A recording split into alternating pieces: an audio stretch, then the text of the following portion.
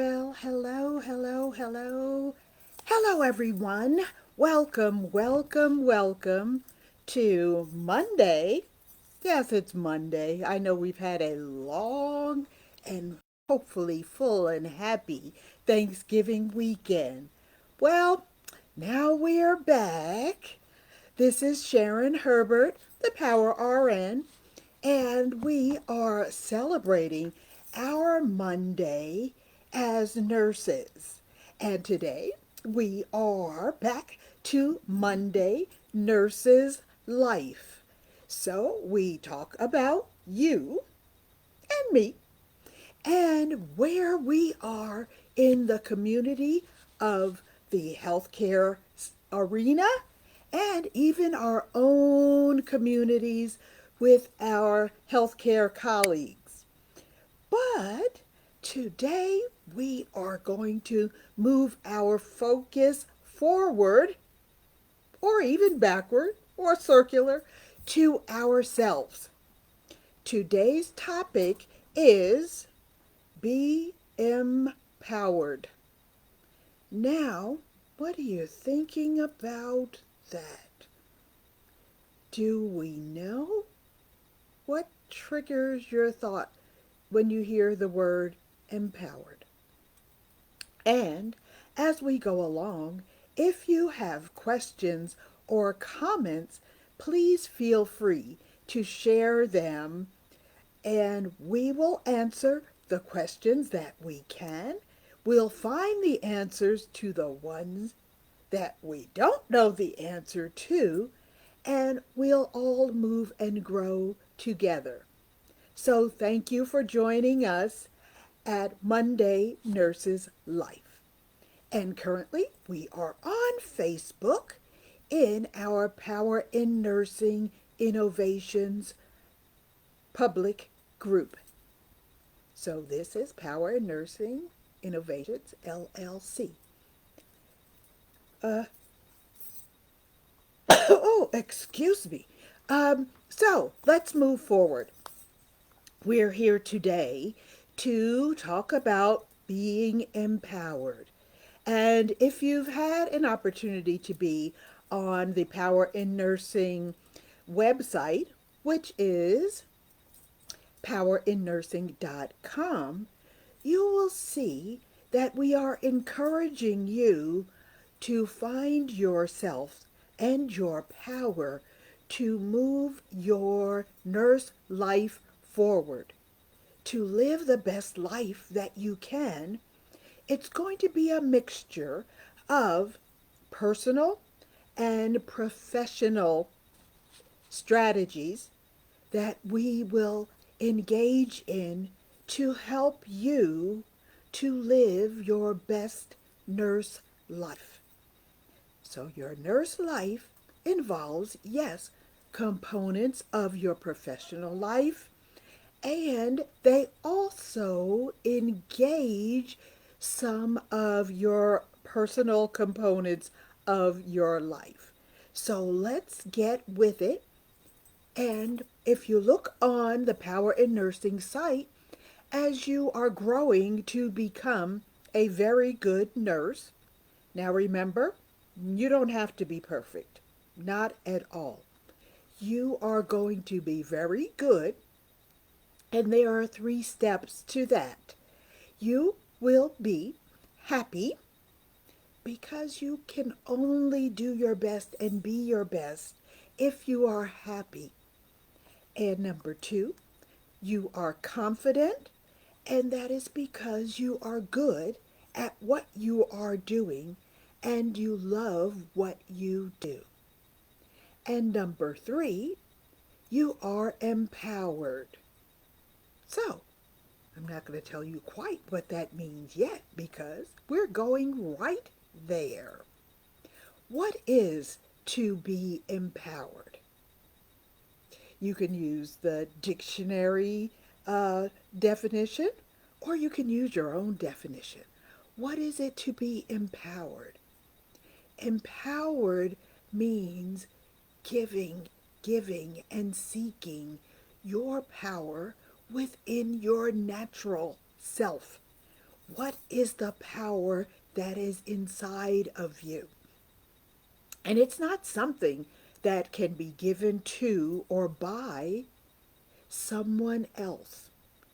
Your power is fully contained within you. And it is your responsibility to accept responsibility for your own power.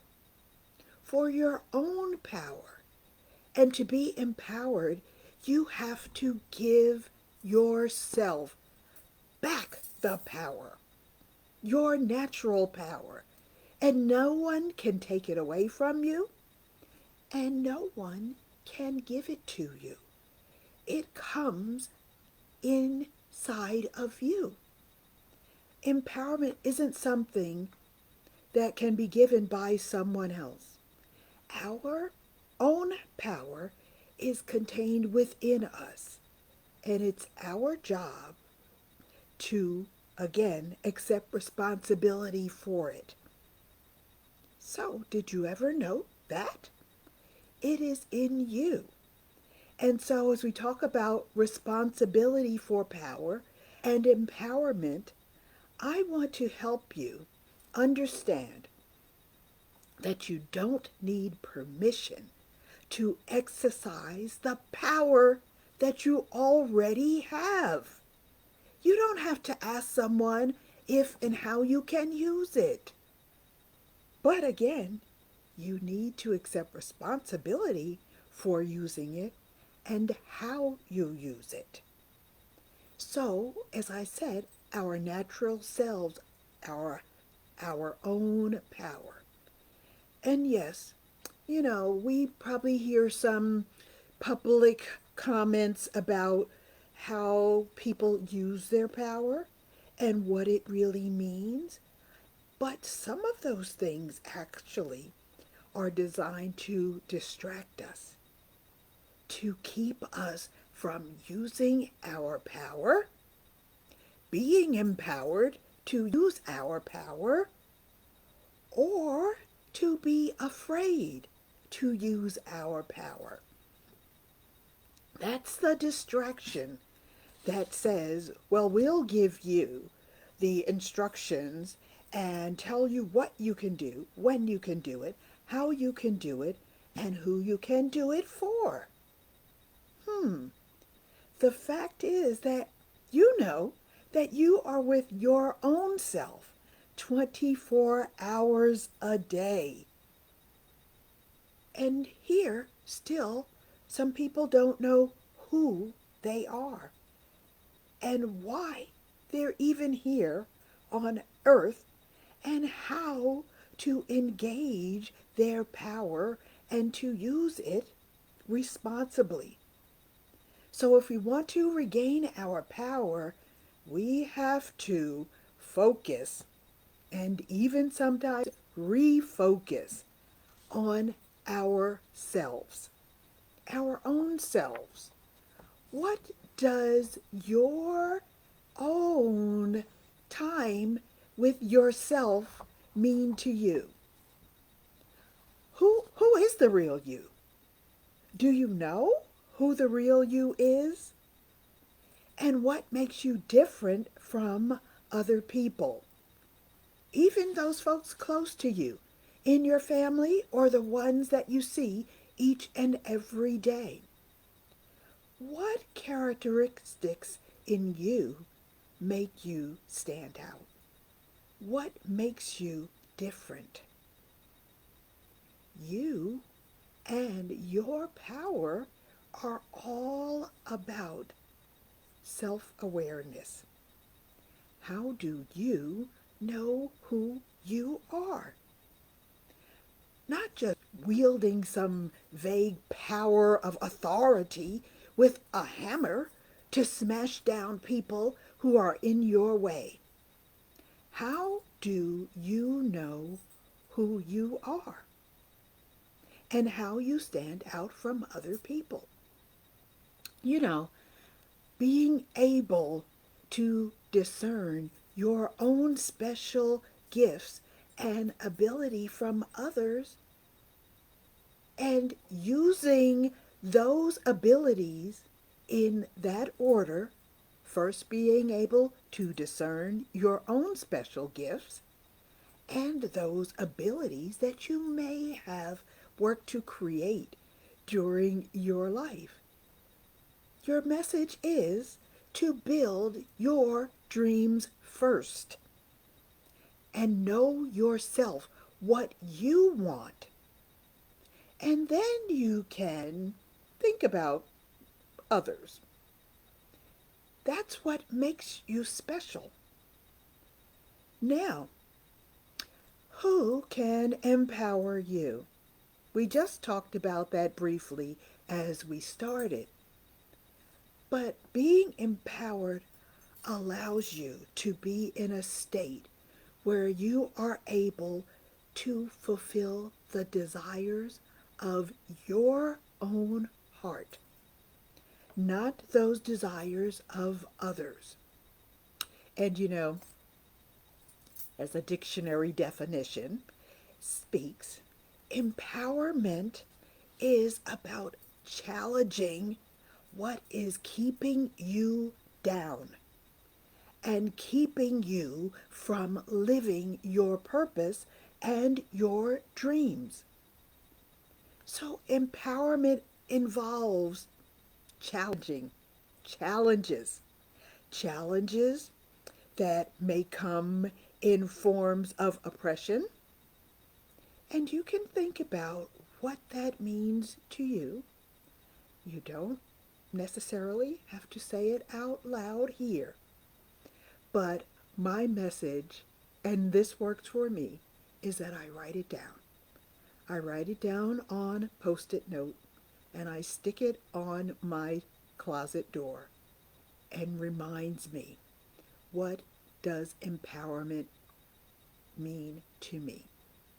And it's about challenges to oppression and inequality, whether it's in the home, the workplace. You've got to understand it is the squash that is put in place to keep you from moving and growing and living your best. Now, has anyone ever heard of that or thought of that?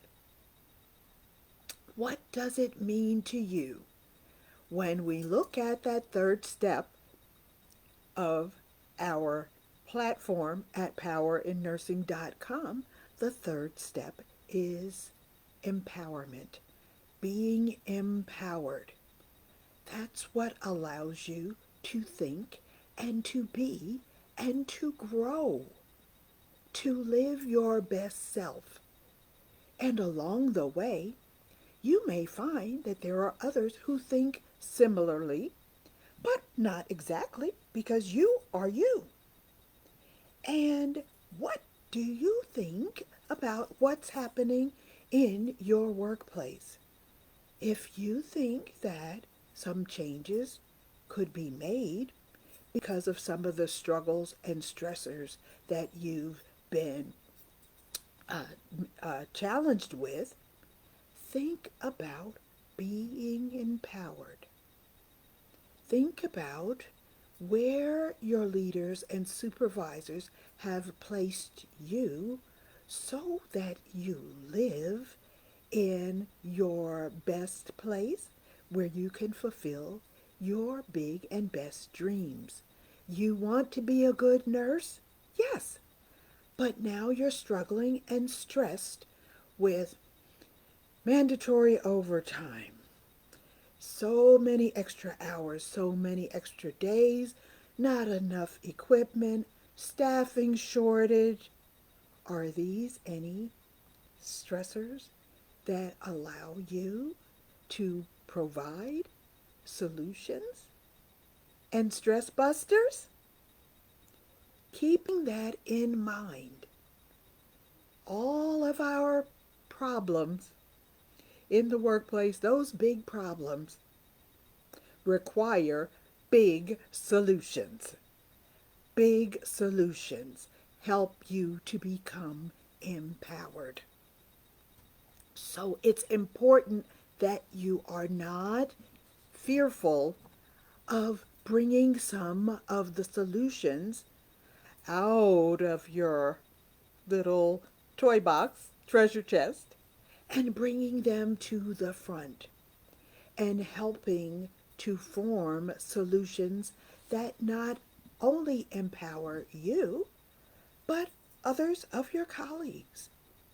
And your organizations may be very, very happy to see the solutions as they turn into best outcomes for our fiscal responsibilities and our patient outcomes, as well as retention of the nursing staff.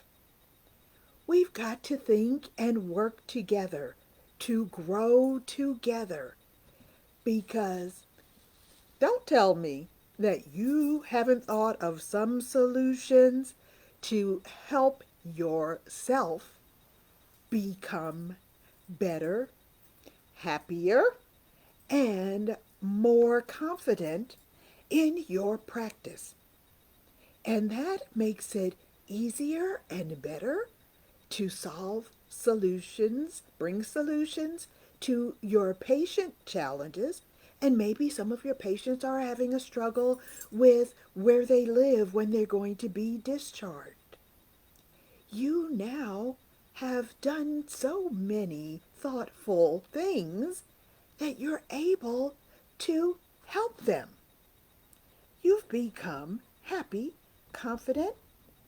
You'll bring some of those challenges up during rounds and speak to the social workers, the physicians, the case managers about what you've gained and what you've learned from your clients, patients, customers, that each of the other team members can use to help get the best outcomes for the patients and their families.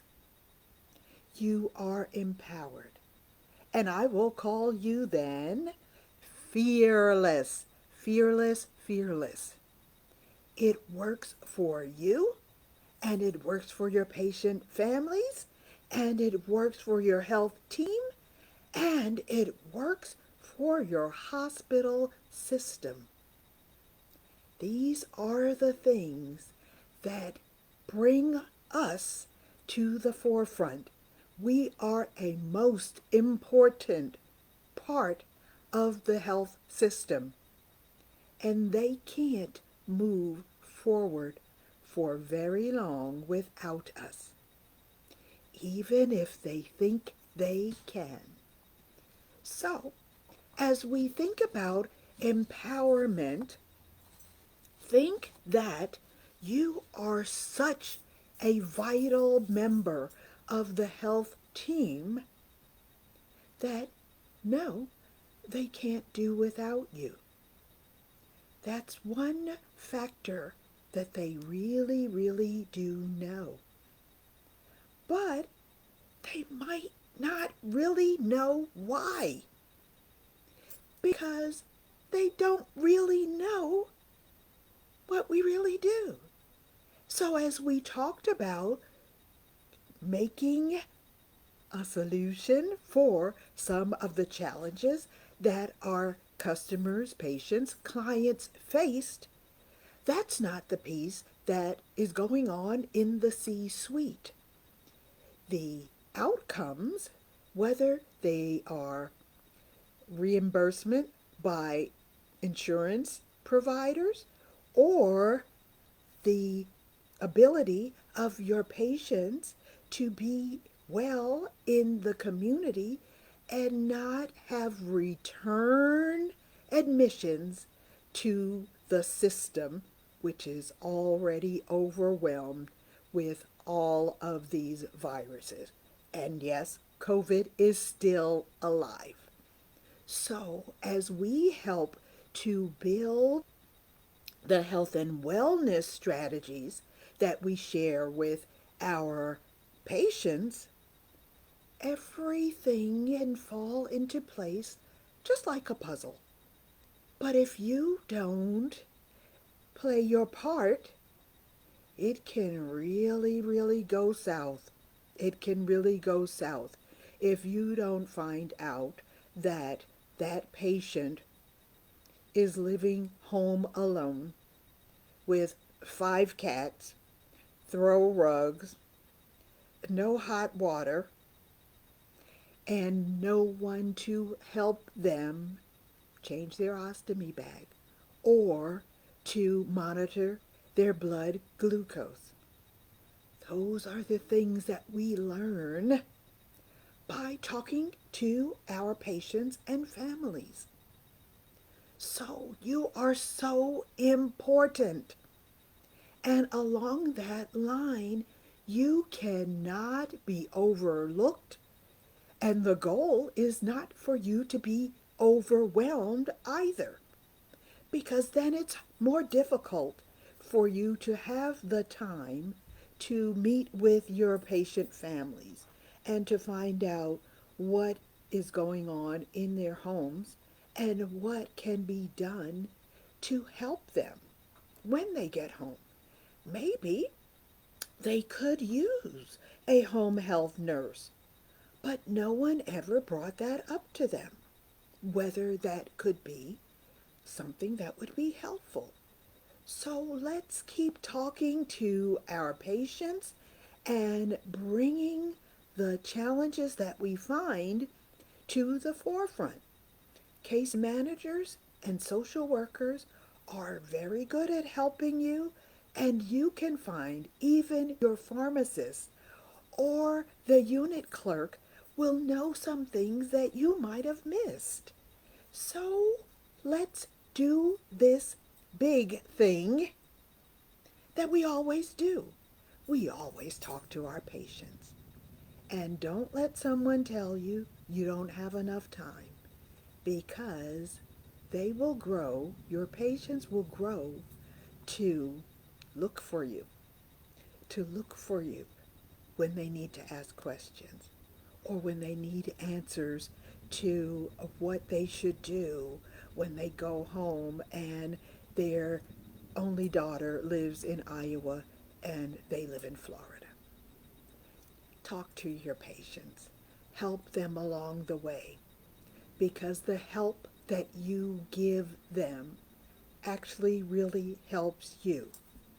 The more you help them, the less time you spend answering the call bell, because now you've finished your morning rounds, but you didn't know that her son was coming and he lives close to her, but he doesn't want to help her because he's a guy.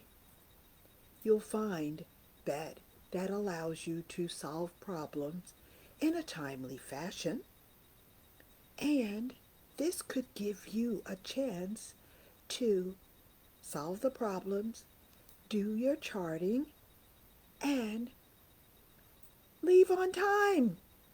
How would you like to leave on time? How would you like to leave on time so that you can get home to have dinner with your family? How would you like to leave on time so that you can get to your daughter's ballet recital? How would you like to get on time out of that struggle, out of that hamster wheel, so that you can get home to sit in your favorite chair and just do a few minutes of knitting? Help yourself to help the system understand the place, the vital places that you fit in the system to help things go smoothly, so that each of the team facets can work together and solve the problems that we face. Very interesting. And as I say, we have got to think of some of these solutions and not just keep them quiet. Not just keep them quiet. We know the challenges that we faced with upset families when they couldn't visit their one and only mother. They have one mother, and she's in the nursing home, and they can't visit because there's no visitation during COVID. There's none, none at all. And they are so upset about their mother being in the nursing home. What can we do? What can we do to solve some of these problems? And as those problems stack up, we have COVID, we have RSV, we have COVID variants, we have the flu, we have monkeypox. How do we get ourselves out of the staffing crisis so that we can get our work done without being overstressed and overwhelmed every day? Because that leads you right to burnout. And by that time, the C-suite meeting about the budget, that's over. And it's evening on the weekend. And yes, there's a staffing crisis. Or yes, there has been another incident of workplace violence. We've got to create some solutions for our own problem. We know these things happen, and we know it's not going to be the last time that they happen. Right? Right? Does anyone think that short staffing and workplace violence is over? Because if you do, I've got another story to tell you. But in the meantime, be thoughtful about how this also results in better care for yourself. You haven't had dinner in a while. You're eating fast food in your car on the way home. And then when you get home, you're so overwhelmed and so frustrated and so tired that you just sit in the car and cry. You have got to take care of yourself and be empowered to honor yourself and have others honor you as well. You can't do everything for everyone all of the time. And as they say on airplane, who do you put the oxygen mask on first? You've got to put the oxygen mask on yourself, because you cannot care for anyone else if you are sick or worse. You've got to take care of yourself. And we've heard of self-care, right, nurses? We've heard of self-care. Yes, I've heard of self-care, even though I thought I could just do one more thing and one more thing. And one more thing led me to lying unconscious on my kitchen floor, unable to move, unable to talk, unable to call out for help for myself, because I had passed out because I had had a stroke. Now, I don't want that to happen to you. You see how we know so much, and we know everything about doing things for other people. And I will tell you, having that greatest, darkest time of my life when I could not move and I couldn't walk and I couldn't talk And I wound up unable now to practice nursing because of some of the side effects of having a stroke. But I can still tell you that you have time and you have a chance to care for yourself. Don't be misunderstood. Don't be misunderstood that because you were not happy to work extra hours, that you were angry or that you were selfish or that you were throwing some kind of a fit. Think about yourself. Be empowered to remember that you are valued and you are so important.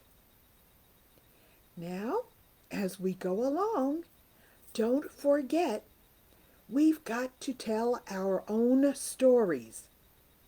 And as that goes, I just would mention to you that even as we do what we love and we are engaged in our passion and our purpose, don't let it drag you down to where you are sick. People have backaches, people have foot aches. I myself have had plantar fasciitis, and I still have it from walking. And mental health is important as well as physical health, as emotional health, and spiritual health. Take care of yourself first, and then we can take care of others. And as we go along, I am so marvelously happy, not that I've had a stroke, but that it has led me to become a motivational speaker and nurses' life coach. Nurses' life matters. I don't care what anyone says to you. The questions that they ask you, the why you're doing this or why you're not doing that, your life matters. And we've got to tell our colleagues and our patients and even our supervisors who we are, what we do, and why we are important.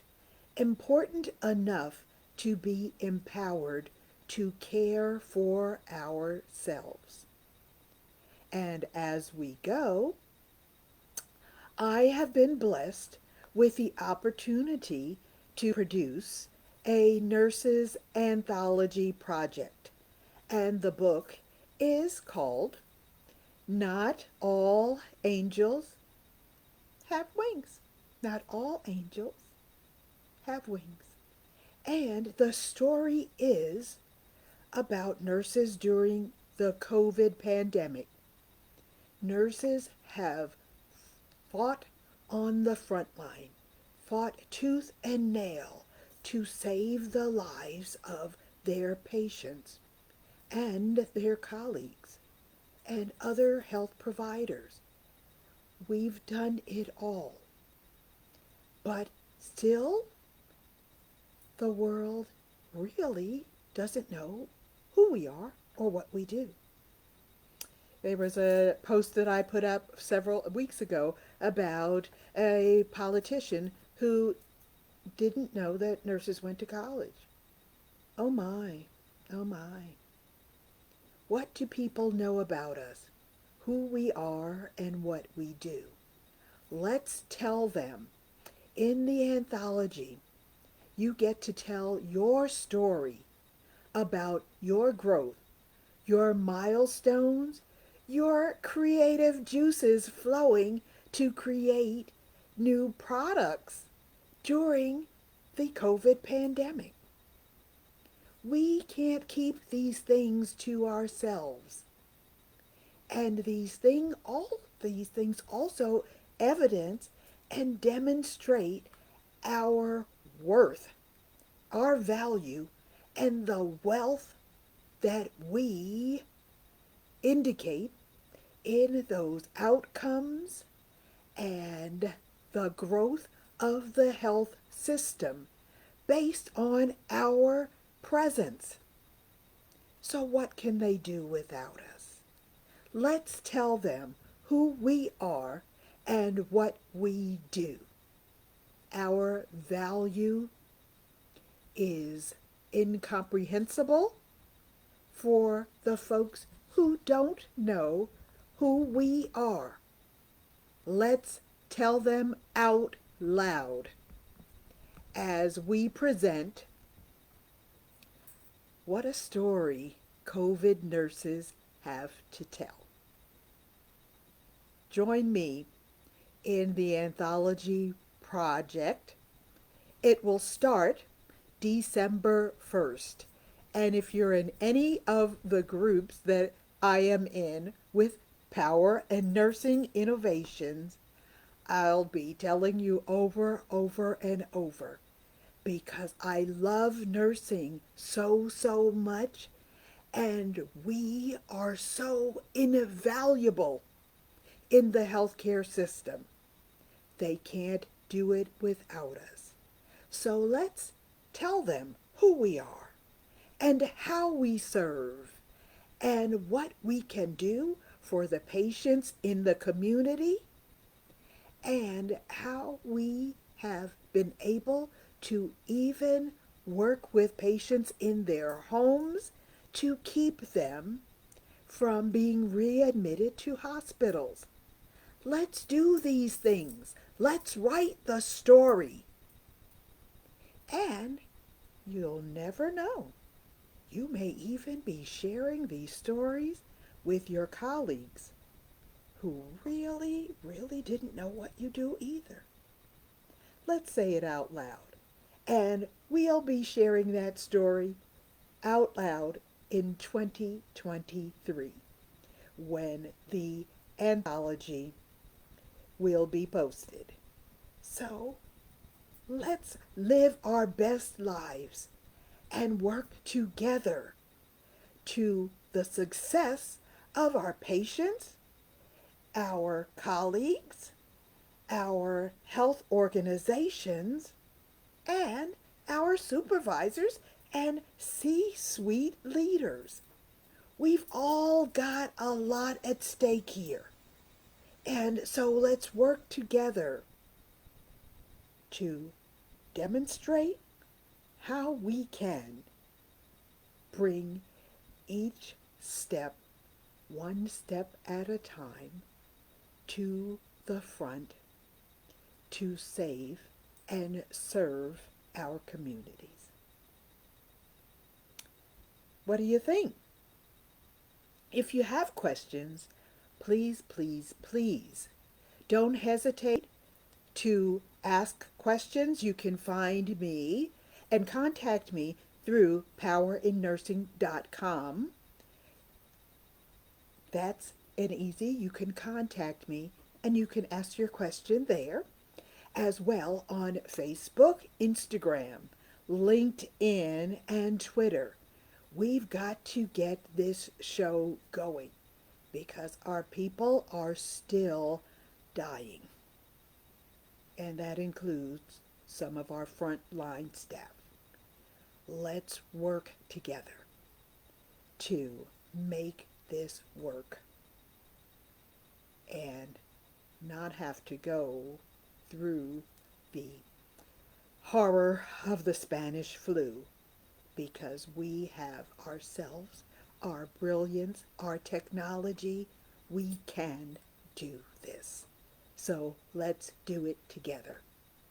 And if you have questions, you can email me at info@powerinnursing.com. I'll answer you.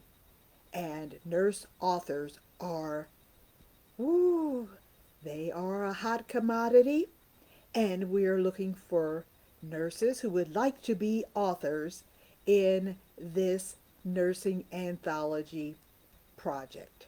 It is in celebration and motivation of our nurses, our most beloved colleagues in our most beloved profession, nursing.